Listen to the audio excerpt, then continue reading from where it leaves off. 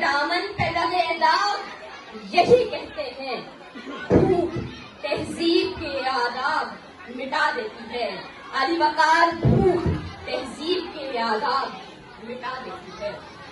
اور سامعین سردیوں کی ٹھٹکتی ہوئی رات منہ لپیٹے ایک مجبور ماں اپنے نومولود بچے کو عیدی سینٹر کے باہر پڑے جھولے میں ڈال جاتا ہے.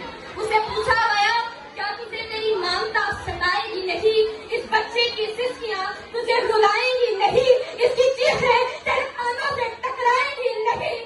کپاتے ہوئے ہونٹوں سے مجبور ماں جب یہ جواب دیتی ہے کہ میں اپنے پیٹ کی بھوک تو برداشت کر سکتی ہوں لیکن اس بچے کا بھوک سے بلکنا مجھے دیکھا نہ گیا تو خواب میں ماں کی محبت کو ملا دیتی ہے.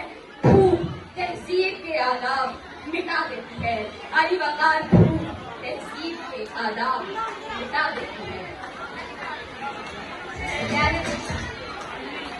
علی وقار بھوک اور ابتر معاشی حالات اعلیٰ اخلاقیات کی ضد ہے.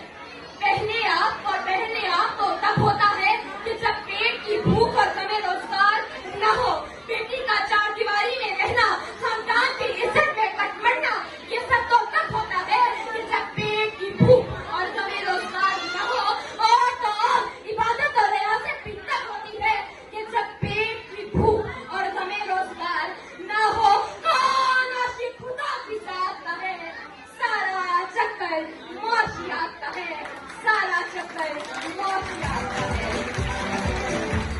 علی وقار سرد چہرہ، آنکھیں اندر کو دھسی ہوئی اور بڑھاپے کی وجہ سے فقط 2 کلو آٹے کے عوض بھورے کا خون بیچنے کا اصل مسئلہ اخلاقیات نہیں معاشیات ہے.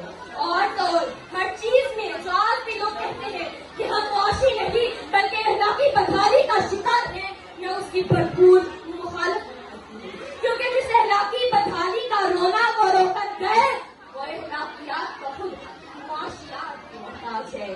وہ اخلاقیات کو خود معاشیات کے محتاج ہے. اگر میرے ان تمام دلائل کے باوجود اگر اب بھی کوئی بسط ہے اور یہ کہتا ہے کہ ہم معاشی نہیں بلکہ اخلاقی بدحالی کا شکار ہیں تو اس سے صرف یہی سوال کرتے ہوئے اجازت چاہیے. وہ جس کا ایک ہی بچہ ہو بھوکا 8 مہینوں سے، وہ جس کا ایک ہی بچہ ہو بھوکا 8 مہینوں سے، بتاؤ اہل دانش تم وہ گندم لے کے تختی پہ، وہ گندم لے کے تختی پہ